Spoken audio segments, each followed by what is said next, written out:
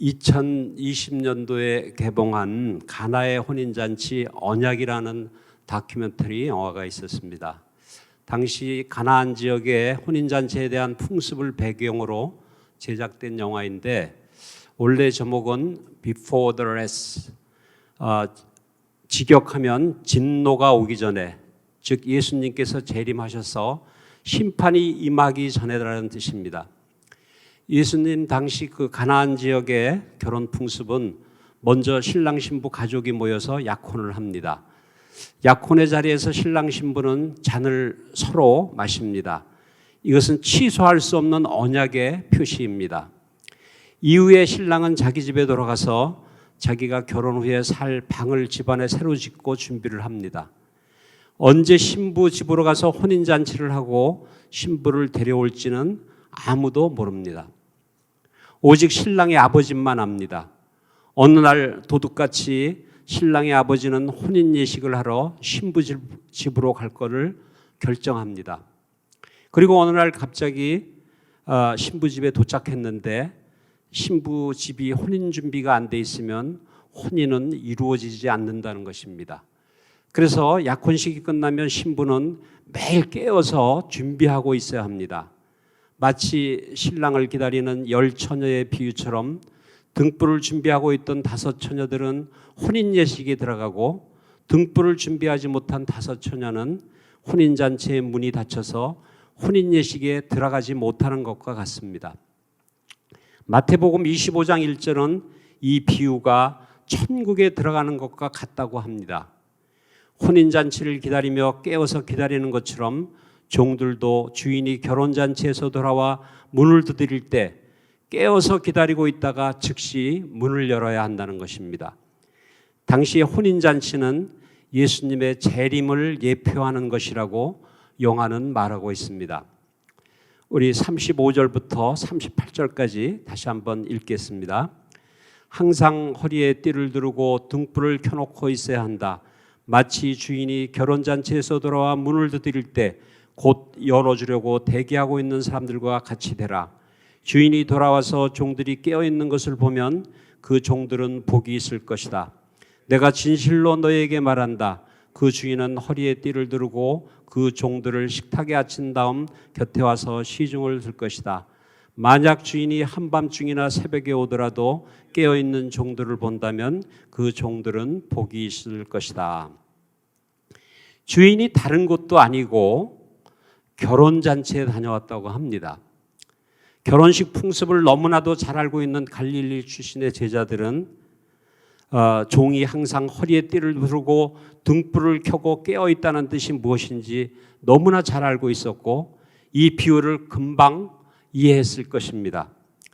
그런데 여기서 말하는 종이 누구인가를 살펴볼 필요가 있습니다.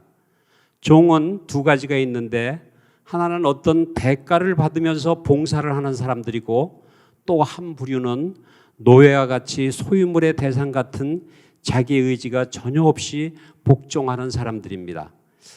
영어로 표현하자면 첫 번째 부류의 종은 servant 또는 steward라고 할 수 있을 것입니다. 두 번째 부류는 slave라고 할 수 있는데 헬라어는 구분 없이 둘로스는 슬레이브의 어원이 된다고 합니다. 오늘 본문도 여러 성경에서 servant, steward, slave가 혼용돼 사용하고 있습니다. 사도 바울은 로마서 6장 7절에서 너는 본래 죄의 종이더니 그렇게 말합니다. 그리고 바로 이어지는 8절에서는 죄로부터 해방되어 의에게 종이 되었다고 합니다. 여기서 죄의 종, 의의 종 모두 슬레이브라고 말하고 있습니다. 즉 둘로스입니다. 깨어있다는 것은 내주하고 계신 성령님과 함께하는 것이고 예수 그리스도와 함께 동행하는 삶이다 라는 어느 목사님의 말씀이 생각납니다. 내 안에 나는 없고 오직 주님만 있습니다 고백하며 살아가는 우리는 마치 노예와 같이 주님께 매여 있는 주님의 종입니다. 영적으로 깨어서 살아야 하는 청지기요 주님의 제자입니다 선포하며 살아야 할 것입니다. 우리 39절부터 46절까지 다시 한번 읽어보도록 하겠습니다. 너희는 이것을 알라.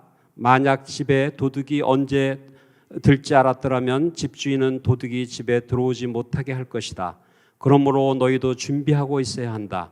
인자가 생각지도 않을 때 올 것이기 때문이다. 베드로가 물었습니다. 주여, 이 비유를 저희에게 하신 것입니까? 아니면 모든 사람에게 하신 것입니까? 주께서 대답하셨습니다. 누가 신실하고 지혜로운 종이겠느냐? 주인이 자기 종들을 맡기고 제때에 양식을 나눠줄 일꾼이 누구겠느냐? 주인이 돌아와 종이 시킨 대로 일하는 것을 본다면 그 종은 복이 있을 것이다. 내가 진실로 너에게 말한다. 주인은 그 종에게 자신의 모든 재산을 맡길 것이다. 그러나 그 종이 주인님이 오시려면 한참 멀었다라는 생각에 남녀 종들을 때리며 먹고 마시고 취해버린다고 하자 그 종의 주인은 종이 생각지도 못한 날 그가 알지 못하는 시각에 돌아와서 그를 몹시 때린 뒤 믿지 않는 자들과 함께 들을 것이다. 도둑은 우리의 방비가 없거나 허술할 때 예고 없이 들어옵니다. 제가 결혼 후에 몇 년 지난 뒤에 집을 며칠 비워둔 적이 있었는데 도둑이 들어와서 폐물을 훔쳐갔습니다. 장롱 속에 있던 한복에 달려있던 조그마한 금 단추까지 모두 떼어갔습니다.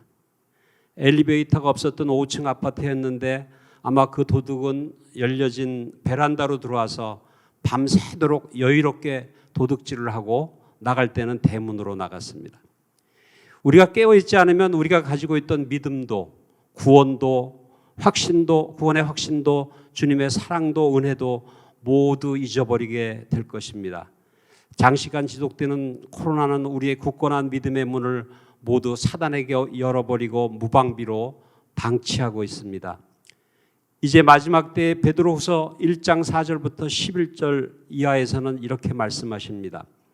이 세상의 정욕 때문에 썩어질 것을 피하여 신성한 성품에 참여하기 위하여 믿음의 덕과 지식과 절제, 인내, 경건, 형제 우애의 사랑을 더하라.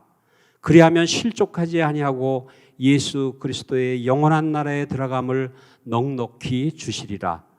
우리 모두 하나님 나라를 준비하는 삶, 예수님 다시 오심을 예비하는 삶을 살아야 할 것입니다. 그런데 베드로가 예수님께 묻습니다.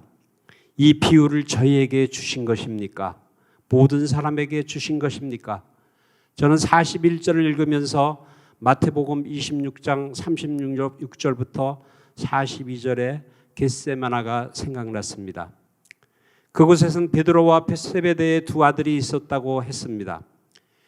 예수님이 땀이 피가 되도록 기도하고 계실 때 세 사람의 제자는 한 시간도 깨어있지 않고 잠을 잤습니다. 베드로의 모습 속에 우리의 연약한 모습을 봅니다. 우리만 깨어 있어야 합니까? 다른 사람들도 깨어 있어야 합니까? 이렇게 묻는 베드로의 심정은 곧 현재의 우리들과 별반 다를 것이 없을 것입니다. 시험에 들지 않게 깨어 기도하라는 예수님의 말씀을 깊이 새기는 오늘 하루가 되기를 바랍니다. 신실하고 지혜로운 종에게 돌아오는 주님의 의의 면류관을 우리 모두 받기를 원합니다. 47절과 48절을 다시 한번 읽겠습니다. 주인의 뜻을 알고도 준비하지 않거나 그 뜻대로 하지 않는 종은 매를 많이 맞을 것이다. 그러나 알지 못하고 매맞을 일을 한 종은 적게 매를 맞을 것이다. 많이 받은 사람에게는 많은 것을 요구하시고 많은 일을 맡은 사람에게는 많은 것을 물으실 것이다. 이제 주님께서는 많은 달란트와 은사와 재능과 능력을 바꿔도 주인의 뜻대로 행하지 않는 종들에 대한 책망을 하십니다. 제가 과거에 외국 금융기관에서 감사 업무를 오랫동안 한 적이 있습니다. 어떤 한 부서를 감사한 후에 여러 지적사항이 있으면 이를 네 가지로 분류합니다. 첫째로 휴먼 에러, 즉 단순한 실수로 업무 처리를 잘 못했는지. 둘째로는 ignorance, 즉 규정을 잘 몰라서 그랬는지. 셋째로 control weakness, 즉 규정이 미비해서 그랬는지. 마지막으로 negligence, 즉 규정도 알고 있었는데 업무를 태만히 해서 잘못을 저질렀는지 구분하는 것입니다.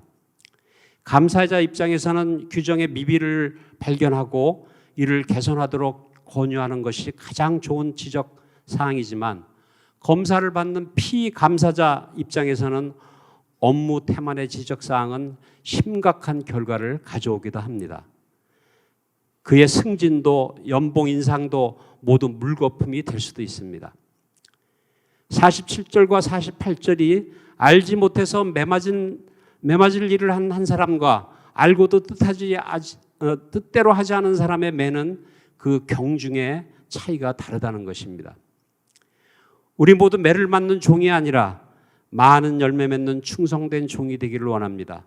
그래서 주인 되시는 주님께서 허리에 띠를 두르고 시중 드시는 주인의 식탁에 참여하는 칭찬받는 주의 종이 되기를 원합니다.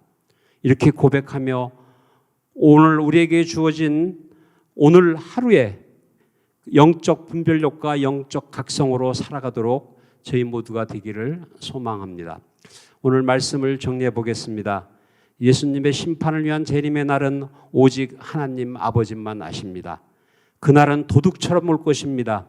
깨어서 준비하고 있는 사람은 천국에 들어갈 것이요, 그렇지 않은 사람은 바깥 어두운 데 쫓겨나 거기서 울며 이를 갈게 될 것입니다. 주님께서 주신 수많은 달란트와 능력을 우리는 썩히고 있지는 않은지, 태만하여 하나님 나라의 의를 위하여 사용하고 있지 않은지 우리 영적 나태함을 회개해야 할 것입니다. 죄의 노예가 아닌 의의 노예로 살아가야 할 것입니다. 많은 영적 열매를 맺어야 할 것입니다. 늘 깨어 기도해야 할 것입니다. 오늘 말씀을 붙잡고 기도하기를 원합니다. 주님, 마지막 때가 가까이 오고 있습니다. 우리를 미혹해하는 이단과 전쟁과 기근과 지진, 감염병과 핍박으로 인한 환란이 온 열방을 뒤덮고 있습니다. 오늘 말씀처럼 깨어 있으라, 영적 각성을 촉구하는 말씀같이 다른 사람처럼 자지 말고 깨어 정신 차리고 살게 하옵소서. 우리 다 같이 기도하시겠습니다.